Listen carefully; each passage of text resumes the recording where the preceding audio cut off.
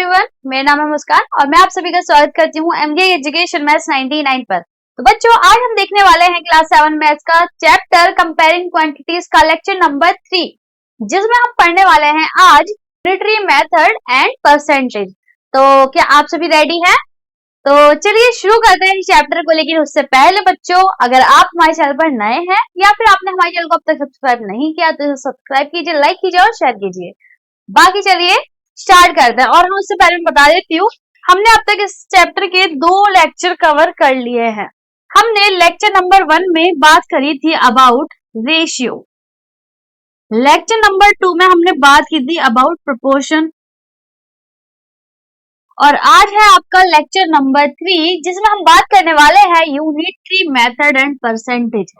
अगर आपने ये वीडियोस नहीं देखे और आप देखना चाहते हैं तो आप लोग देख सकते हैं हमारे चैनल पर, और आपको डिस्क्रिप्शन में इन वीडियोस इन लेक्चर्स की लिंक भी है, तो आप जाइए और उन लेक्चर को कंप्लीट कीजिए। बाकी चलिए हम स्टार्ट करते हैं अपना लेक्चर नंबर 3, ठीक है? चलिए सबसे पहले हम आते हैं यूनिटरी मेथड पे, यानी कि आज हम पढ़ने वाले हैं सबसे पहले यूनिटरी मेथड, उसके बाद हम स्टार्ट करेंगे परसेंटेज, ठीक है? दोनों बहुत इजी टॉपिक है, स्टेप बाय स्टेप पढ़ेंगे। तो सबसे पहले जानते हैं कि यूनिटरी मेथड एक्चुअल में होता क्या है, ठीक है? चलो डेफिनेशन पढ़ते हैं, क्या कहता है। The method of finding the value of one unit first, then finding the value of many units is called unitary method. मतलब चलो एग्जांपल के साथ समझते हैं। नॉर्मली एक्चुअल में क्या कह रहा है, तो इसका मतलब क्या है, मान लेते हैं फॉर एग्जाम्पल से समझते हैं, है ना? हम मार्केट में गए, ठीक है, पेन खरीदने गए। अब मैंने कहा कि मेरे को 5 पेन चाहिए, ठीक है? अब मैंने उससे रेट पूछा 5 पेन का प्राइस क्या होगा, तो उसने बताया उनका 50 रुपए, ठीक है? मैं कहा ये तो शायद मेरे लिए महंगा हो रहा है। अच्छा, मेरे को ये पता करना है उससे बिना पूछे कि एक पेन का प्राइस क्या होगा, ठीक है? तो चलो निकालते हैं, कैसे करेंगे। अगर 5 पेन का प्राइस 50 रुपए है तो एक पेन का प्राइस क्या हो जाएगा आपका, उन 50 रुपए को उन 5 से डिवाइड कर दो, है ना? तो क्या आ जाएगा 10 रुपीज, यानी कि मेरा एक पेन मुझे 10 रुपए का पड़ने वाला है, ठीक है? अब मान लो मैं बोल रही हूँ चलो मैं ऐसा करती हूँ 3 पेन खरीद लेती हूँ, तो उसके लिए मुझे कितना पे करना पड़ेगा, तो 3 पेन को मतलब 3 को मल्टीप्लाई करना होगा उसके रुपीज से, तो मेरा कितना आ जाएगा 30 पीस। तो ये होता है आपका यूनिटरी मेथड। एक मतलब मैं पूरी प्रोसेस बता रही क्या एक्चुअल में चीज होती है। देखो ये क्या बोल रहा है, the method of finding the value of one first, है ना, 1 यूनिट फर्स्ट, मतलब किसी एक चीज की वैल्यू पता करनी है। 5 की प्राइस बता दी, मेरे को एक चीज की पता करनी है, मेरे को एक का रेट पता चल गया इससे डिवाइड करने से, ठीक है? चलो एक काम हमारा हो गया, मेरे को एक चीज की पता चल गई value. Then finding the value of many units is called unitary method. अब वो मेरे पे डिपेंड करता है कि मुझे कितने की जरूरत है। मुझे अगर एक की वैल्यू पता चल गई तो मेरे को जितने की जरूरत है मैं उसकी वैल्यू निकाल सकती हूँ। मेरे को 3 पेन चाहिए तो 3 को मल्टीप्लाई कर दिया। मैंने कहा मेरे को 10 पेन चाहिए, मैं 10 को मल्टीप्लाई कर दिया।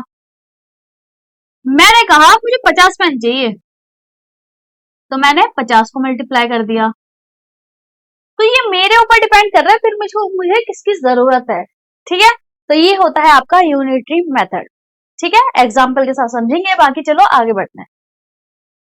अब इसमें है स्टेप 2 सॉल्व। अब इसमें ना स्टेप बताए गए कि आपको किसी चीज को सॉल्व कैसे करना है ना?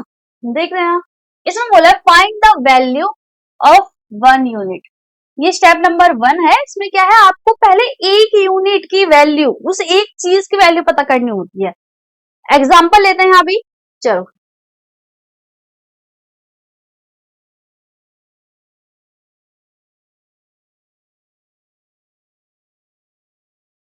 एग्जाम्पल मान लेते हैं मेरे को 5 चॉकलेट चाहिए। नहीं, मेरे को ना एक मॉल में गई हूँ और मेरे को ना एकदम पूरा वो मिल रहा है, एक होता नहीं है पूरा पैकेट होता है कि उसमें मेरे को 5 चॉकलेट्स मिल रही हैं। तो वो 5 चॉकलेट्स मेरे को 100 रुपए की पड़ रही है। कितने रुपए की? 100 रुपए की। वो 5 चॉकलेट मेरे को 100 की पड़ रही है, ठीक है? अब मेरे पे ऑप्शन है कि मैं अलग अलग भी ले सकती हूँ, मतलब पूरा पैकेट ना लेके अलग अलग भी ले सकती हूँ। चलो ठीक है, अब ऐसा करती हूँ, मैं सोचती हूँ कि चलो एक देख लेती हूँ एक कितने रुपए की पड़ रही है। तो मैं क्या करूंगी, एक चॉकलेट का प्राइस उन टोटल 100 रुपीज में से इस 5 को डिवाइड कर दूंगी, तो मेरा आ जाएगा 20 रुपीज, यानी कि वो एक चॉकलेट मेरे को 20 रुपए की पड़ने वाली है। ठीक है, ये क्या है, मेरा एक पहला स्टेप है कि आपको सबसे पहले एक यूनिट की वैल्यू निकालनी है कि अगर मैं कुछ भी चीज लेती हूँ तो एक चीज वो मेरे को कितने रुपए की पड़ेगी।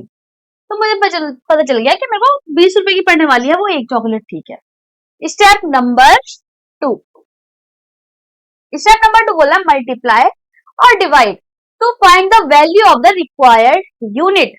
अब रिक्वायर्ड यूनिट की बात कर रही है ना, वो डिपेंड करता है, देखो हमें किस चीज की जरूरत है डिपेंड करेगा।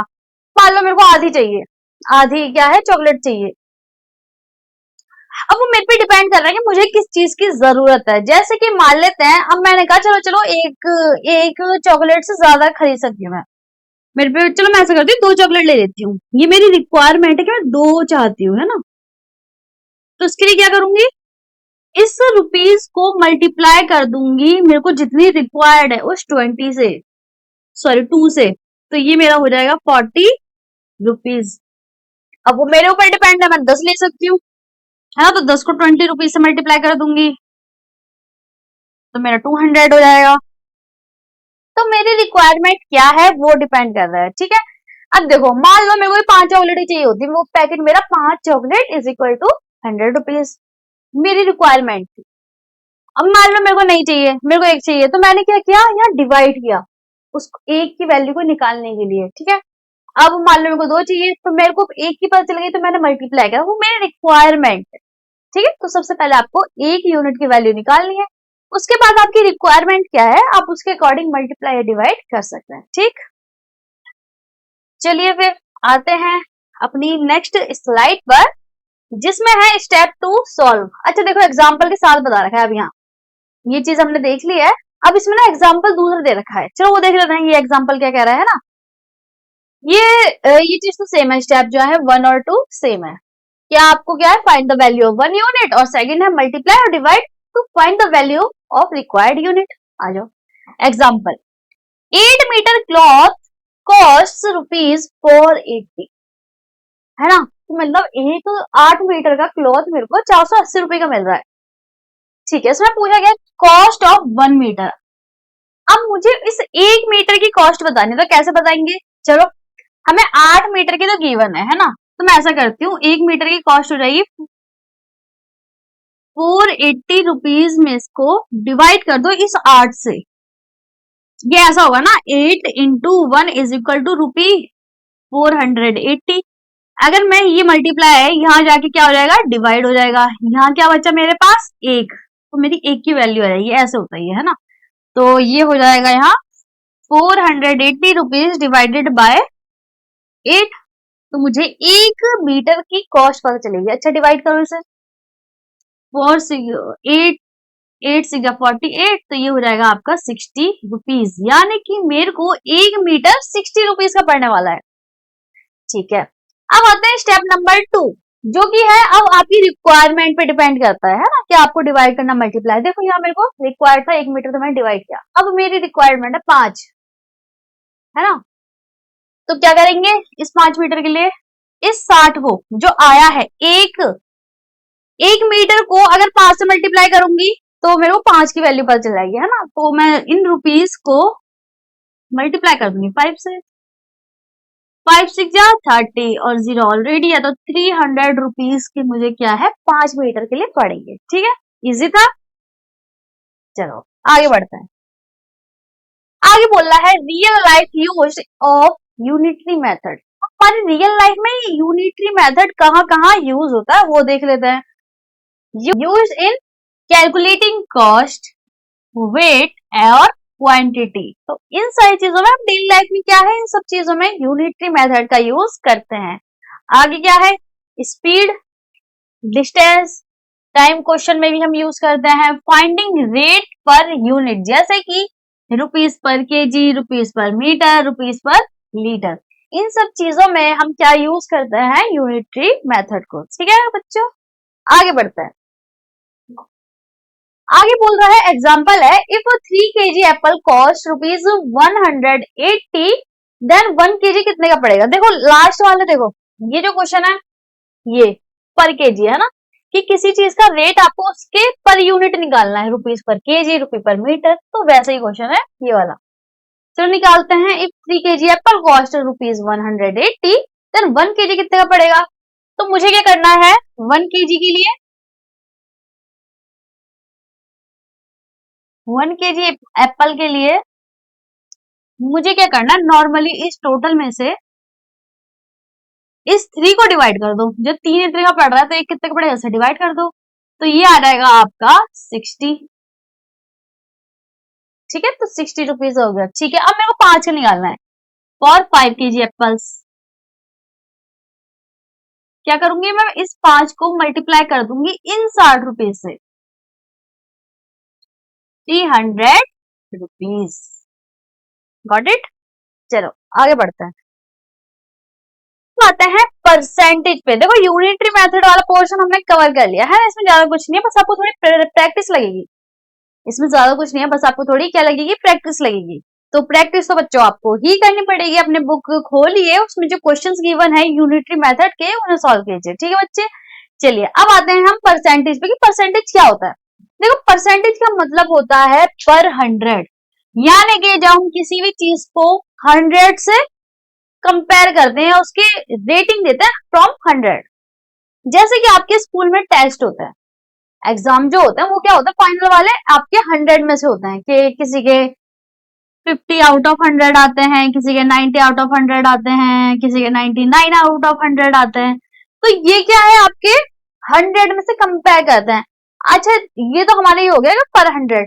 जब हम फाइनल में मार्क्स मतलब परसेंटेज हमें पता चलता है, किसी के 80% होते हैं, तो वो जो 80% है आपको कहीं से तो कंपेयर करना है कि ये 80% है, तो वो आपको किस में से रेटिंग है, कि आपके 100 में से 80 परफॉर्म किया है आपने, है ना। पूरा तो टोटल क्या था 100 था, कि टोटल मार्क्स 100 का है, लेकिन आपने उसमें से 80% अच्छा किया है, 20% अब भी कहीं लैग है ना, कहीं कमी है, तो वो होता है हमारा परसेंटेज का हिसाब। अच्छा परसेंटेज का सिंबल क्या होता है, ये वाला, एक ये डॉट, ये डंडा और ये दोबारा डॉट, तो ये है आपका परसेंटेज का साइन। ठीक, चलिए आगे आते हैं। आगे बोला है अंडरस्टैंडिंग परसेंटेज। चलो परसेंटेज को समझते हैं। देखो मैंने एग्जांपल दे दिया, जैसे हमारे टेस्ट में मार्क्स आता है, परसेंटेज पता चलता है end of the year schools में, तो आपको परसेंटेज गिवन है। मान लेते हैं यह लिखा है 50%, इसका मतलब है 50 आउट ऑफ 100। ठीक, किसी के परसेंटेज है 25%, कोई किसी चीज की रेटिंग बता रहा है कि इसका ना इतना मिक्सचर हो रखा है 25 ना, ऐसे कह लेते हैं। आपका ना पानी और चीनी का सॉल्यूशन है, पानी और चीनी का सॉल्यूशन है, उसमें से मैंने 25% तो शुगर डाली है और 75% इसमें वाटर है। ठीक है, मैंने एक परसेंटेज का रेशियो गिवन कर, मतलब रेशियो दे दिया आपको कि इतना परसेंट आपका शुगर है, इतना वाटर है। अच्छा मेरा ये कहने का मतलब क्या है, यानी कि इस टोटल, अगर ये पानी टोटल 100 मानो, तो उसमें से आपका 25% है, 25 फ्रॉम ये क्या है, 25 आउट ऑफ 100 इसमें चीनी है, और जो 75 है बाकी का बचा हुआ वो आपका वाटर है।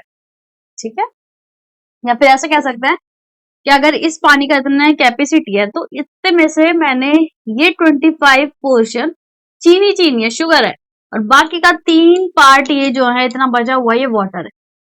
ठीक है, बस मैंने ये आपको आइडिया दिया।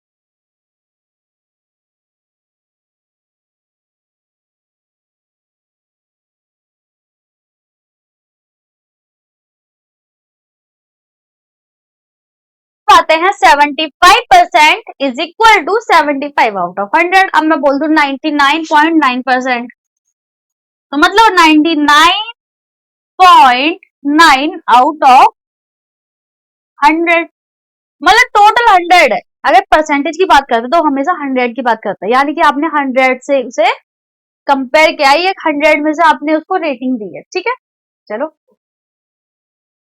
आगे आते हैं। फ्रैक्शन टू परसेंटेज फॉर्म करना। अब आती है मेन चीज, है ना, कि इंपॉर्टेंट है और इजी भी है। मान लो हमें कोई फ्रैक्शन गिवन है, अच्छा इसका फॉर्मूला लिखना है पहले, तो फॉर्मूला लिख लेते पहले। ये एक्चुअल में क्या है, जब हमें कोई फ्रैक्शन गिवन होता है उसे हमें परसेंटेज में कन्वर्ट करना है।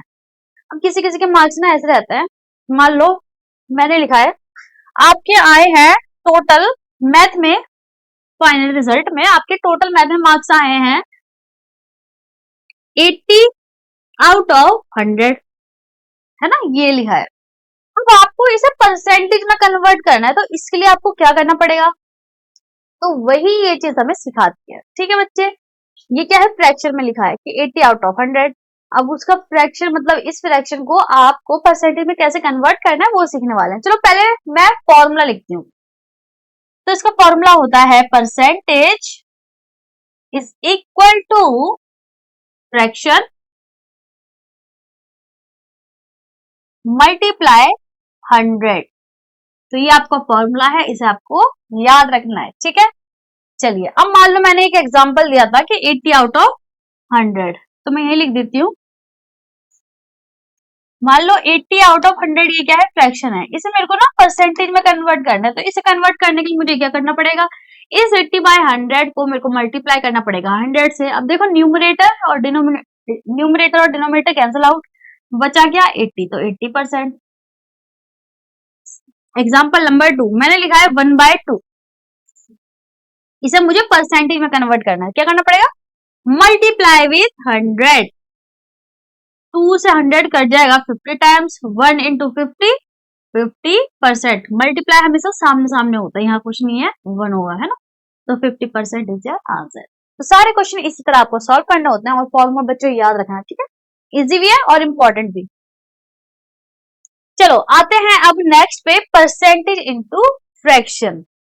चलो इसके ना और एग्जांपल बता दीजिए आपको, है ना, एक दो और एग्जांपल बता दीजिए। एग्जांपल नंबर 3 मैंने बोला 3/4, इसको आपको परसेंटेज में कन्वर्ट करना है। पहला स्टेप मल्टीप्लाई विथ 100, चलिए इसे कर देते हैं। यहाँ आएगा आपका 25, 3 इंटू 25, तो यह आ जाएगा आपका 75%। तो ये आपका 75% आया है। तो ये आपकी क्या है, कुछ एग्जांपल है। ठीक है बच्चों, चलो आगे देखते हैं। आगे है आपका परसेंटेज टू फ्रैक्शन में कन्वर्ट करना है। अब उल्टा केस हो गया है ना, अब हमें क्या है, परसेंटेज की वजह से फ्रैक्शन में कन्वर्ट करना है। उसके देखने के लिए क्या करना है हमें, बस ये याद रखना है। देखो fraction is equal to percentage upon में 100, वहां मल्टीप्लाई करना था, यहाँ डिवाइड करना है। चलो एग्जाम्पल 25%, इसे मुझे फ्रैक्शन में कन्वर्ट करना है। तो इसे करने के लिए क्या करना है, बस डिवाइड कर देना है 100 से। तो 25 अपॉन में 100, तो ये आ जाएगा आपका 1/4। एग्जाम्पल नंबर 2 मैंने लिखा है 75%, डिवाइड करना है बस 75 अपॉन में 100, तो ये हो जाएगा आपका 3/4। तो आपका आंसर आ गया 3/4। ऐसे ही आपको सारे क्वेश्चन सॉल्व करने हैं और आपका हो जाएगा। ठीक है बच्चे, चलिए आते हैं next, connection between ratio, proportion and percentage. अभी तक हमने क्या क्या पढ़ लिया, रेशियो, प्रोपोर्शन और परसेंटेज। आज का जो लेक्चर पढ़ रहे हैं हम परसेंटेज के बारे में। तो तीनों में क्या रिलेशन है या इनके बीच में क्या कनेक्शन है वो देखते हैं, है ना। इस चैप्टर में आखिर हम ये चीजें क्यों पढ़ते हैं। तो देखिए रेशियो के बारे में देखते हैं। Ratio compare two quantities, ratio में क्या होता है, दो क्वांटिटीज को, सेम काइंड की क्वांटिटीज को कंपेयर करता है ना, कंपैरिजन करते हैं। ये हमने बहुत अच्छे से देखा है लेक्चर नंबर 1 में, कि जब हम सेम काइंड की चीजों को कंपेयर करते हैं, लाइक हाइट को हाइट से कंपेयर करेंगे, मार्क्स को मार्क्स से करेंगे, स्पीड को स्पीड से करेंगे, वेट को वेट से करेंगे, स्पीड को स्पीड से, है ना, मतलब ये सारी चीजें क्या होता है, सेम काइंड की चीजों को कंपेयर करना। ठीक है, प्रोपोर्शन में क्या था, shows equality of two ratio, जब हमें दो अलग अलग चीजें, यानी कि जब दो अलग अलग रेशियो में इक्वालिटी, क्या हाँ इसका कंपैरिजन, मान लेते हैं जब दो रेशियोज का कंपैरिजन इक्वल आ जाता है, दो रेशियोज जब इक्वल होते हैं तो तब आता है आपका टर्म प्रोपोर्शन, यानी कि वो चीजें एक दूसरे के प्रोपोर्शन है। ठीक, आते हैं परसेंटेज पे। परसेंटेज शो कंपैरिजन पर 100, ये भी कंपैरिजन बताता है लेकिन पर 100 बताता है, यानी कि फ्रॉम 100 बताता है। ठीक है, तो ये तीन चीजें आपको याद रखनी है, इनके बीच में कनेक्शंस। चलो आते हैं अब प्रैक्टिस क्वेश्चन पे, जो कि बहुत इंपॉर्टेंट चीज होती है। मैथ में प्रैक्टिस तो बहुत ही ज्यादा इंपॉर्टेंट होती है बच्चों, है ना। चलिए क्वेश्चन नंबर 1 है, if six notebooks costs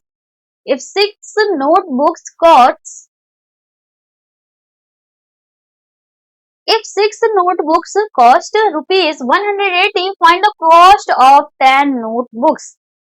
यही मेथड यूनिट मेथड है। चलो सॉल्यूशन नंबर 1, इसे कैसे सॉल्व करना है, देखो 6 notebooks कॉस्ट ₹180, तो मैं ऐसा करती हूँ एक की निकाल लेती हूँ। तो 1 नोटबुक मेरी कितने की पड़ेगी, ₹180 अपॉन में 6, तो ये मेरा हो जाएगा 30 रुपीज की। ठीक है, तो उससे पूछा कितना है, 10 नोटबुक्स का, तो मैं क्या करना है, for 10 notebook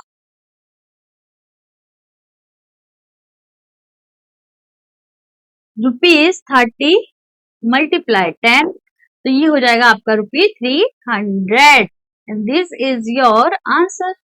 question number 2, convert 3/8 into percentage. बहुत इजी है। 3/8 को देखो प्रॉपर लिखना, पहले फॉर्मूला परसेंटेज का is equal to fraction upon में 100, सॉरी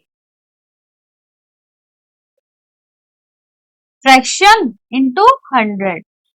ठीक है, अच्छा ये हो गया हमारा फॉर्मूला। अब यहां देखते हैं, यहां हमें है 3/8 मल्टीप्लाई बाय 100, तो ये हो जाएगा 4, यहाँ 50, यहाँ 2, यहाँ 25,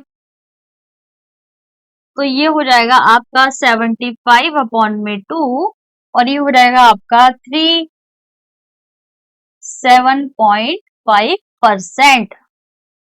ठीक है बच्चे, आपको ऐसे सॉल्व करना है। चलो question number 3, convert 45% into fraction. Again fraction is equal to percentage upon में 100। कन्वर्ट किसको करना है, 45% को, तो क्या करना है आपको, बस डिवाइड कर देना 100 से, तो ये हो जाएगा आपका ऐसा करते हैं, देखो 100 जब भी होता है ना, नीचे जीरोस होते हैं, तो बस आपको ऊपर ले आना होता है। 45 अपॉन में 100, ठीक है। अगर ये डिवाइड होता है, हाँ होता है, ये 5 की टेबल से हो जाएगा 9/20, तो 9/20 इज योर फ्रैक्शन। आते हैं क्वेश्चन नंबर 4 पे, जो कि स्लाइड का लास्ट क्वेश्चन है। इसमें लिखा है, out of 50 student 35 are girls, what percent are girls, मतलब कितनी परसेंट लड़कियां हैं। तो देखो ऐसे करते हैं इन क्वेश्चंस को, जब भी हमें ऐसे परसेंटेज निकालना होता है, तो मैं लिख देती हूँ परसेंटेज ऑफ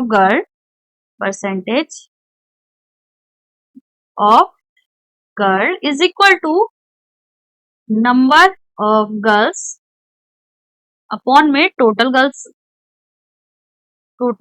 गर्ल्स मल्टीप्लाई 100। बस ये फॉर्मूला याद रखना कि अपॉन में हमेशा 100 होता है, और ऊपर जिसकी वैल्यू आपसे पूछ रहा है। ठीक है, तो ये हो जाएगा आपका percentage of girls is equal to 35 upon में 50 इंटू 100, तो ये हो जाएगा 2, तो ये आपका हो जाएगा 70%, and this is your answer. ठीक है, तो ये थे आपके क्वेश्चन। चलिए अब आता है आपका नंबर। अब आपको ये क्वेश्चन सॉल्व करना था, मैंने आपको बताना था, है ना, मैंने आपको बता दिए, क्वेश्चन करा दिए, अब है आपकी बारी। अब ये सारे क्वेश्चन आप एक बार सॉल्व करके देखिए, इजी इजी क्वेश्चन है, ट्राई करिए। अगर बनते हैं सही मतलब अगर आपसे क्वेश्चन बन जाते हैं और आपको ये लेक्चर अच्छा लगा हो, तो बच्चों मेरे को जरूर बताना, बाकी कोई कमी लगी हो तो मेरे को जरूर बताना। बाकी चलो अब देखते हैं रिकैप, कि आज हमने क्या क्या चीजें पढ़ी हैं। तो देखो आज हमने क्या पढ़ लिया, यूनिटरी मेथड, मीनिंग और उसके स्टेप फॉलो करने के, real life use of unitary method, what is percentage and conversion between fraction and percentage, है ना, कि परसेंटेज से फ्रैक्शन और फ्रैक्शन से परसेंटेज दोनों में। ठीक, चलिए तो बच्चों आज की जो लेक्चर है वो होता है एंड, और होपफुली आपको आज का लेक्चर अच्छा लगा होगा। आपको आज का लेक्चर अच्छा लगा है तो बच्चों हमारे चैनल को लाइक करना, शेयर करना, सब्सक्राइब करना। बाकी अगर कोई कमी लगी हो या फिर कुछ इम्प्रूवमेंट आपको चाहिए तो मेरे को जरूर बताना, ठीक है, मैं इम्प्रूव भी करूंगी। तो थैंक यू बच्चों, बाकी मिलते हैं नेक्स्ट वीडियो में, तब तक के लिए बाय और अच्छे से पढ़ते रहिए, ठीक है, बाय बाय।